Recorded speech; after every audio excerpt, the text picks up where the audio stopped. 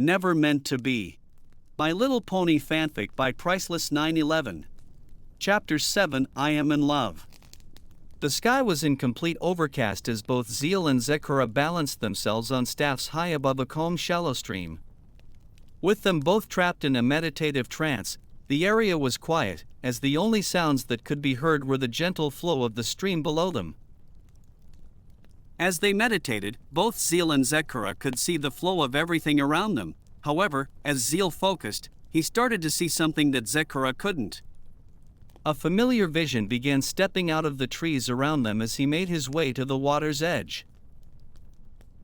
Recognizing the figure as soon as he saw it, Zeil watched as Chief Rafi approached the edge of the water wielding his spear. With a mischievous smile on his face, Chief Rafi stepped out onto the water and began walking across it as if the water were a solid surface. As Chief Rafi approached the meditating enchanters, he raised his spear up with one hoof and spun it around, rearing back before holding it parallel to the water's surface. Then, with one final glance at Zeil, Rafi's smirk grew slightly bigger, before he swung the spear with all his might in an attempt to knock the staff out from under Zeil's body.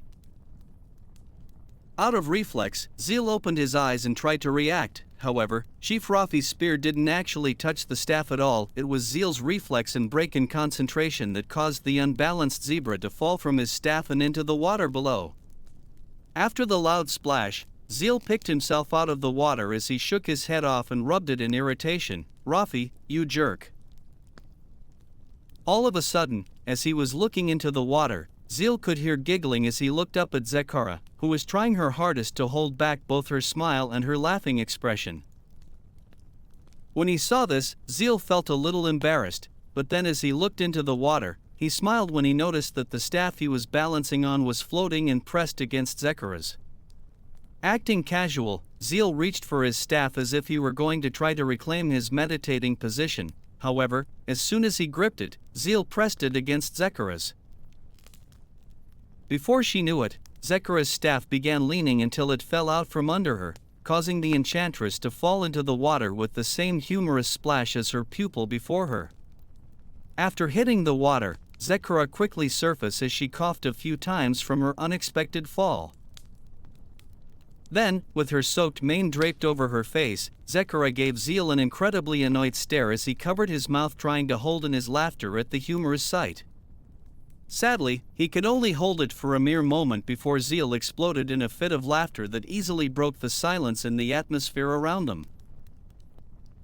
Though she managed to keep her agitation through the first few seconds of his laughter, Zekura couldn't help but start chuckling herself as her annoyed expression faded and she too began laughing at the situation they had just gone through. Before long, through his laughter, Zeil looked down at the water as he saw something floating by. "Oh, don't want to lose this." With his laughter fading into a satisfied smile, Zeil reached into the water and picked up a golden joke as he held it towards Zekura and spoke. "Here, you almost lost this."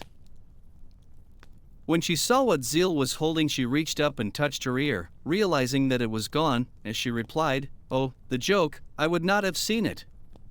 I'm glad you saw it before it drifted downstream." With a nod, Zeil replied, "Well, I did give it to you. It would be a shame if you lost it the very next day, right?" Zekura nodded her head as she reached up to take the golden joke from Zeil, but as she did, her hoof touched his. The two made eye contact and paused. It could have been the fact that they had feelings for one another and tried to hide them, or it could have been a side effect from both their contact with the golden joke. Nevertheless, for a brief moment the two stared into each other's eyes without a word, until the moment was broken as a random drop of rain fell from the sky and hit Zekura on her muzzle, causing her to flinch. With the moment broken, both Zekura and Zeil looked to the sky as the overcast clouds above began dropping light rain onto the area. With the rain making little difference to their already soaked manes and coats, the two looked back at each other as Zeil spoke. "Well, I guess we should head back." Zekura nodded her head as she took the golden joke from Zeil and tucked it back behind her ear where it was sitting prior to her fall. Then both Zeil and Zekura trotted out of the stream and began trotting back to Zekura's hut. As the two continued on their path, the sprinkling rain started to let up almost completely as Zeil looked up and spoke. You know, if I didn't know any better, I'd say the weather pagasi are playing tricks on us. Don't they usually warn those in the area about incoming rain? Zekara shook her head. No pagasi trick, none that you'd see. Since no pagasi work here in the Everfree. Zeil gave Zekara a confused look. Really? Then, how is it raining? Zekara smiled. This forest holds wonders far stranger than most. This land moves naturally, with no need for a host. I think it's that reason why I enjoy this forest most. Zeil gave Zekara a curious look as he asked, so, that's why you live out here? All by yourself?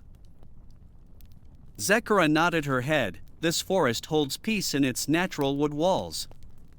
From the simple woods to the crushing falls. It moves on its own, with no need for you or me. That, my dear Zine, is why it's called Everfree. Zeil nodded his head, but he was still concerned. It makes a lot of sense, but aren't you lonely here? Zekara shook her head. I travel to town, and sometimes they to me, so very few days go by with no pony to see. I'd think with your mark, that you would know the magic here, and see through the emptiness that most others fear. Zeil looked back at his placement mark as he replied, You mean, being alone? I guess my mark is still a little fresh, so I didn't see what you're talking about right away, but, still. I just think it isn't right. You being out here alone like this. Zekara smiled. I appreciate your concern, though. From what I believe, I'm not alone right now, unless you intend to leave? Zeil chuckled a little as he continued. Well, I'm not going anywhere anytime soon, but, still. Zekara looked down the trail with a pleased sigh as she replied, Thank you, Zine, but I'm fine to say the least, and I. Suddenly Zekara was interrupted as the lit drizzle of sprinkling rain suddenly started falling with more vigor and the trail ahead became hazy with mist from the rain's impact on the treetops above. With the trail becoming harder and harder to see, Zeil looked around and yelled through the sound of the surrounding rain, It's no use. I can't see the trail anymore. We need to find shelter. We can wait it out then try later. Zekara nodded her head as she looked right off the trail and pointed, There's Zine. That should be fine. Zeil looked off the trail at a cave entrance as he replied, That should do. Let's get inside fast. Without wasting a second, Zeil and Zekara rushed to the small cave as the thickening rain continued to fall around them. As the two entered the cave, Zekara shook herself off while Zeil looked at the cave's appearance. Like the one in the Manticore territories, the cave seemed completely natural with stalagmites and stalactites on both the ground and ceiling. After looking at the cave, the sound of the intensifying white noise made by the rain outside drew his eyes to the cave's entrance as everything outside seemed to vanish amongst the increasing rain and mist. When he saw this, Zeil sighed as he spoke, Well, looks like we are stuck here for a while. This rain isn't going to let up anytime soon, is it? Zekara smiled as she replied, Be patient, Zine, it's common to say, think of it as water washing problems away.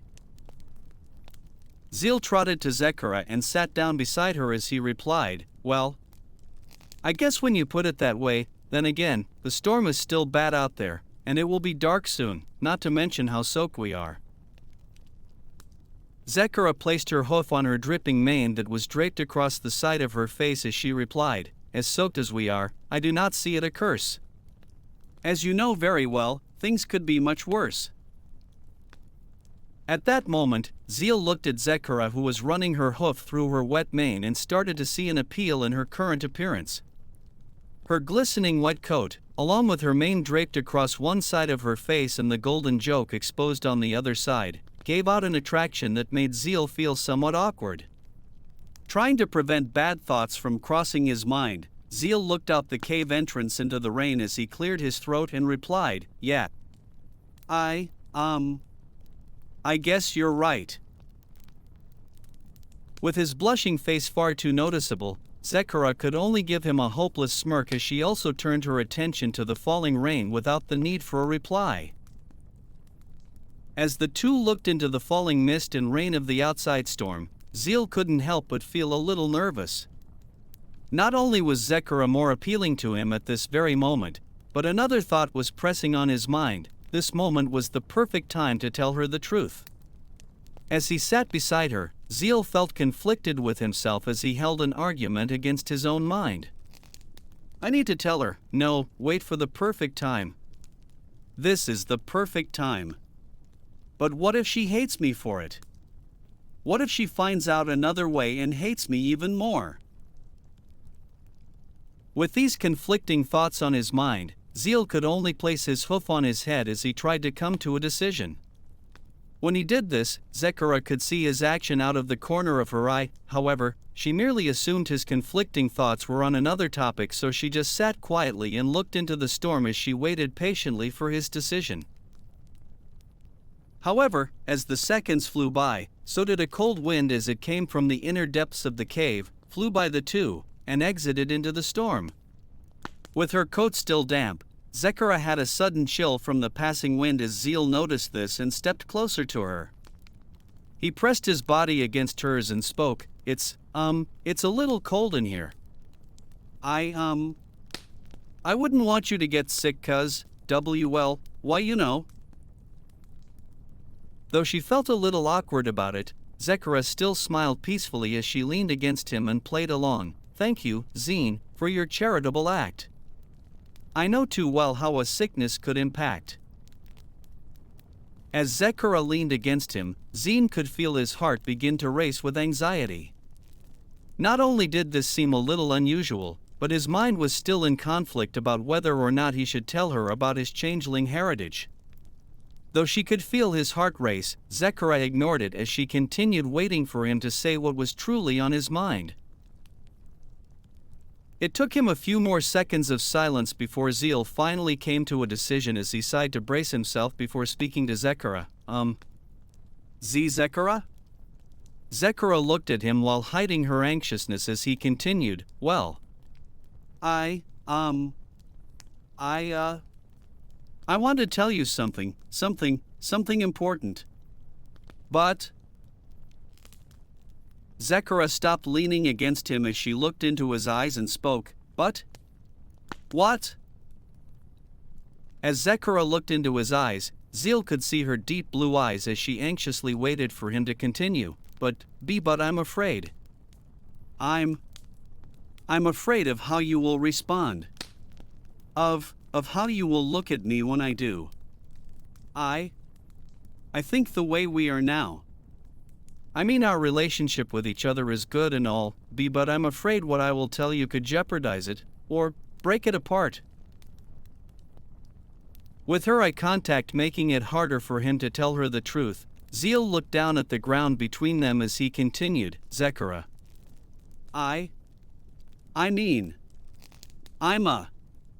With his hesitation preventing him from finishing, Zekura reached over and placed her hoof under his chin as she raised his head up to look her in the eye. Then she smiled peacefully and spoke, Zein, don't talk, for I feel it too. For many days, my mind has been solely on you. I can think of no other, no friend, or no foe. It's hard to explain, but I feel for you so. I know it's quite odd for me to say at first, but I'm falling for you, Zein, for better or for worse. With that said, tears started to build up in Zekura's beautiful blue eyes, as Zeil stood speechless. He knew that this wasn't what he was going to confess to her, but it was something that he wanted to say at some point. And with this already the subject that filled the air, Zeil could only smile as he wiped the tears from her eyes and replied, yeah, that's exactly what I was going to say. Zekura. I think I love you. For days now, I've been here learning magic from you, and even though I did learn magic, that wasn't the reason I've stayed.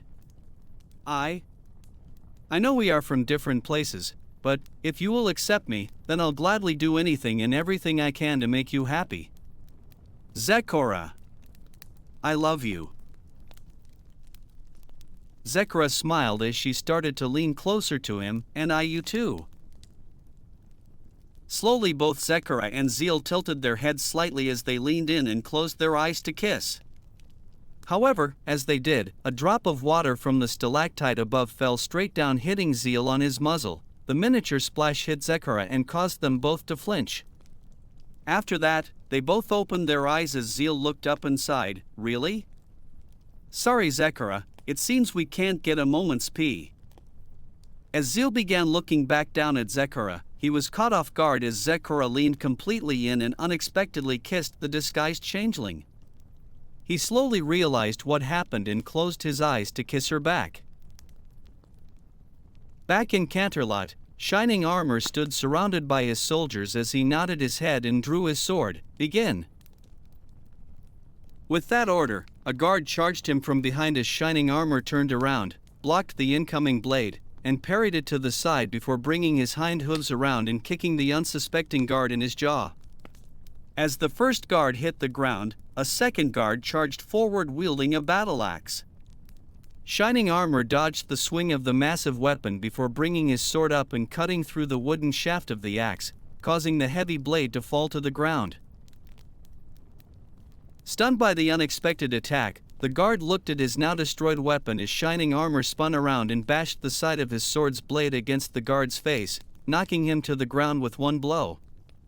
When the guard hit the ground, Shining Armor looked at one of the ready soldiers as he called, "Next. Come on." Though the next guard seemed nervous, he charged at Shining Armor with his blade drawn as he swung it with a vertical attack at Shining Armor's head. Seeing the attack coming, Shining Armor raised his sword up and parried the guard's blade as he brought the hilt of his sword up and bashed the guard against his face, knocking him into the air before letting him fall to the ground unconscious. With his weapon still ready, Shining Armor looked at a nearby pike pony as he called, "Next. Let's go." The nervous pike pony hesitated as he looked at the three defeated ponies before him and then looked back at Shining Armor with a hesitant rocking in his stance. Getting impatient, Shining Armor yelled, "Next. Move now. Come at me." Still too afraid to move, the guard stood there with his pike pointed at Shining Armor as he shook his head with worry. Shining Armor started to get even more angry as he continued, "I said move." With fear and worry holding the guard in place, Shining Armor couldn't take it anymore. "If you won't come at me, then I'll go to you." Shining Armor held his sword out as he sprinted toward the frozen guard, leaving his blade to scrape along the ground with every step. The angry prince approached the guard as he reared his blade out to swing horizontally, and the guard flinched. With anger controlling the power of his swing, Shining Armor bashed his blade against the guard's pike as the metal-on-metal clash caused the pike to fly free of the guard's hooves and hit the ground a number of feet away. Before the guard could react to the attack, Shining Armor punched him in the face as hard as he could. The guard fell to the ground. Then, with rage still searing through his body, Shining Armor raised his sword in the air with the blade exposed and tried to bring it down on the defeated pony as the guard raised his hoof in a reflex-driven attempt to protect his face. With that attack, everything went silent as the blade stopped just inches from hitting and killing its target. With a curious fear, the guard looked up at his attacker as a pink aura of magic could be seen hovering around the sword's blade. Still trying to bring the blade down, Shining Armor cringed in anger as a voice called out, "Shining Armor! Stop this right now!" With an angry expression, Shining Armor turned his head and narrowed his eyes at his wife as he spoke, "Cadence, we are in the middle of a training session. You shouldn't get involved when the guards are training." Princess Cadence shook her head. "Training? Looks to me like they are being bullied." Shining Armor released his sword and left it hovering in the air by her magic as he replied, "If they want to be strong enough to defeat changelings, then it's necessary for me to be a little rough. It's the only way they will be able to protect themselves." Princess Cadence replied, "From who?" "You." If I had allowed you to finish your swing, then that soldier would be dead right now. Just look at him. With you like this, he knew he didn't stand a chance, and still you continued to show no mercy.